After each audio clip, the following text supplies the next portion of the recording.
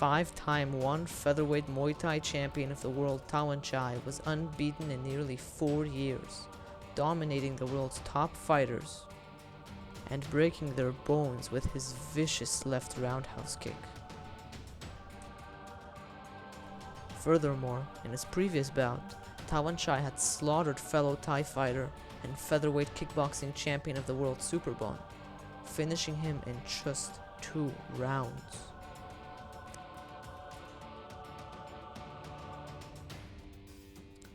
So when it was announced that due to Superbon being injured, Tawanchai would be facing Japanese kickboxer Masaaki Noiri for the interim world championship, almost nobody gave Masaaki a shot, especially considering the fact that, despite winning 11 out of his previous fights before joining one championship, Noiri lost his one debut to the former Glory champion Siddhachai, before losing to a relatively unknown fighter by the name of Liu Mengyang, and simply did not look like himself in these performances. However, Noiri had a great comeback win against an opponent by the name of Shakir Al-Takriti, where he beautifully utilized calf kicks in order to completely destroy his opponent's legs. And it seems that this victory was enough for one championship to award Noiri the opportunity to face the Thai phenom Tawanchai. And the rest is history. He needs to get busy. Noiri dominated Tawanchai, completely obliterating him in just 3 rounds and shocking the world with his incredible comeback victory. Today we're going to be breaking down exactly how Noiri surprised just about everyone and defeated Tawanchai to become the interim featherweight kickboxing champion. As the fight started, most people's predictions looked to be spot on, with Tawanchai using his signature Thai sidekick, powerful rear leg, and even occasional punches in order to keep Noiri at bay. Tawanchai's Thai sidekick in particular worked extremely well for him. The Thai sidekick is a hybrid between a Muay Thai push kick and a karate sidekick, and Tawanchai constantly uses this kick in order to keep opponents off of him and control the pacing of the fight. Tawanchai also saw success with the signature left kick into left cross combination, catching Masaaki off guard. Tawanchai throws the cross off of the retraction of the kick, allowing it to get there much faster than opponents expect. Tawanchai also beautifully utilized angle changes, subtly moving Noiri's lead hand with his own lead hand. While this may seem small, it allowed Tawanchai to get off the ropes and keep Noiri at bay. Tawanchai effortlessly mixed all of these techniques together, mostly avoiding Noiri for the entirety of the first round, and simply being a step ahead and overwhelming Masaaki with a multitude of different techniques and tactics. Near the middle of the round, Tawanchai even managed to land some nice counters himself, timing Noiri's kick with his own push kick, and landing a good low kick counter near the end of the round. The one time Masaaki did get close, both fighters ended up tied up in the clinch. The fight was beginning to look like Noiri's bout with Siddhachai, with him being overwhelmed in the first round due to constant threats. However, there was one thing most people did not notice. Despite being unable to throw many punch combinations in the first round, Noiri invested in calf kicks from the opening bell.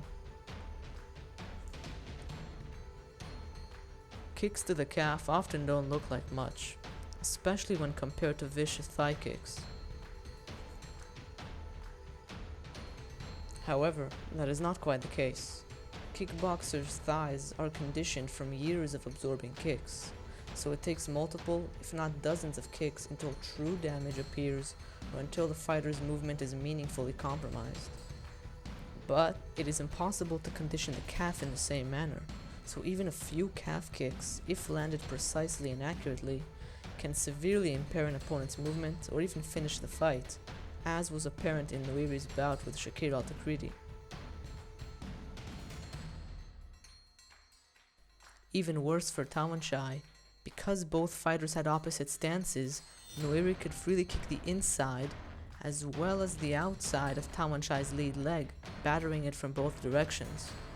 Noiri used these kicks all throughout the first round, constantly attacking Tawanchai's lead calf. And while Tawanchai did not show any visible signs of damage, some of these kicks dug in deep,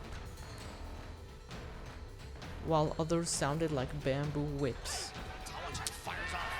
This slow, encroaching doom was unnoticed by nearly everyone, because despite the fact Noiri landed multiple calf kicks, Tawanchai was still the one leading the fight and controlling the pace with his incredible multitude and diversity of strikes.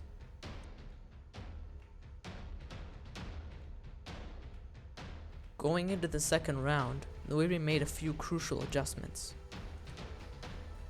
In the first round, Noiri tried to use stabbing front kicks with both legs, but these did not give him much success, as Tawanchai did a really good job evading or blocking them when Noiri did decide to throw them.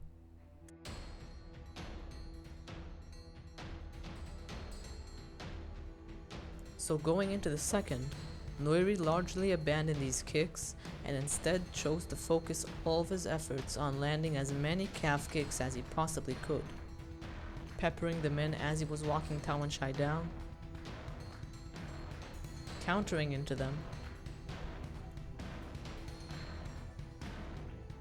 or feinting into them. The sheer number of landed calf kicks during the second round was unbelievable, and Noiri landed at least 20 calf kicks to Tawanchai's lead leg. Throughout the first round, Noiri was mostly unable to get close to Tawanchai, and he had too much respect for the Thai champion, and this allowed Tawanchai to effortlessly circle and evade Noiri.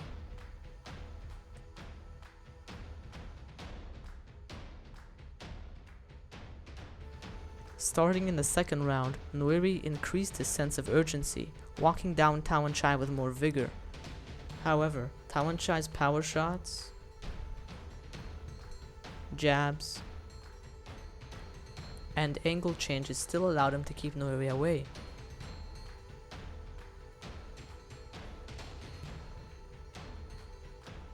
So despite Noiri increasing his pressure, Tawanchai's use of multiple strikes and angle changes still allowed him to, for the most part, avoid massive punch combinations.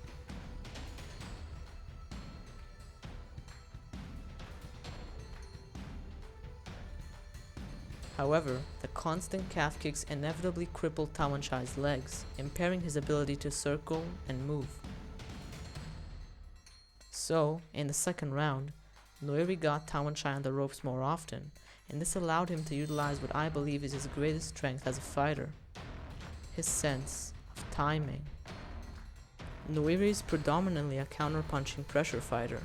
He walks forward using a tight high guard as his main form of defense, and this allows him to slowly gain a sense of his opponent's timing and rhythm as he blocks their strikes, taking little real damage himself.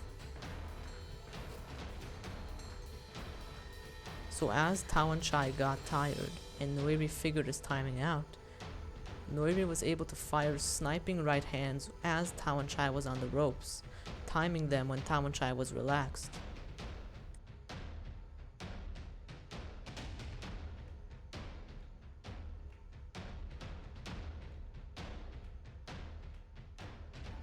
Near the end of the round, something incredible happened. As Tawanchai stood on the ropes, Noiri perfectly timed a right hook counter as Tawanchai was throwing a rear kick, making the champion take notice. When round 3 started, Tawanchai tried to do what worked for him for the previous 2 rounds, using multiple tools in order to constantly keep Noiri off of him. However, it simply didn't matter. Each of Tawanchai's techniques only bought him 2 or 3 seconds of relief from Noiri's relentless pressure. Even worse, Noiri was starting to time Tawanchai. As Noiri's rhythm and understanding of timing improved, he was able to time Tawanchai's rear knee, blocking it before firing a right hook over the top, whipping Tawanchai's chin around. When Tawanchai tried to continue circling, each of his techniques was only buying him 2 to 3 seconds of relief from the pressure. And then Noiri timed him once again, throwing a left body hook as Tawanchai reached out with his right hand. Tawanchai was simply out of options, and none of his techniques gave him enough relief time. He tried his signature round kick, but Noiri simply blocked it, and kept on moving forward, and even managed to time it with calf kicks later on in the round, punishing Tawanchai for throwing it. Tawanchai was stood on the ropes with no options, and then he made a fatal mistake. As he stood on the ropes, Tawanchai raised his lead leg, feinting a Thai side kick, before throwing a rear knee, which Noiri perfectly timed with a left hook counter over the top as Tawanchai stood on one leg. This counter badly hurt Tawanchai, and Noiri chased him down with multiple punches, bringing him back to the ropes. Then the exact same sequence repeated itself again, with Noiri timing a perfect left hook counter as Tawanchai was initiating the rear knee. This counter was so deadly because when Tawanchai goes to throw the rear knee, he tries to use his right hand to grab Noiri's shoulder in order to prevent counterfire. But the beginning motion of the left hook moved the shoulder back, meaning Tawanchai's right hand is left grabbing air, and his chin is perfectly exposed for Noiri's sublime left hook over the top. Somehow, Tawanchai was able to get back up. However, rather than teeing off on Tawanchai, Masaaki was patient, stalking him until he saw an opening, before attacking viciously. Noiri chased down Tawanchai, mixing in powerful rear knees, body hooks, and uppercuts. Masaaki threw light taps in order to confuse Tawanchai, before following up with powerful shots when he saw openings. One final barrage was enough for the ref to mercifully call off the bout, and Noiri had shocked the world with one of the best upsets in all of One Championship. While the knockdown and knockout sequence are incredible, they would not be possible without Noiri's patience, investment in calf kicks, and relentless pressure. Nice follow-up by Noiri. Those are the hand combinations. He needs to get busy.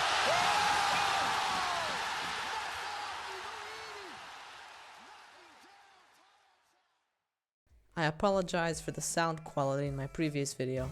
I finally got a good mic for this one, so I hope you guys enjoy the improved audio.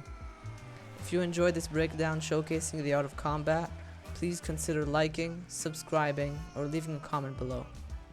And as always, thank you for watching.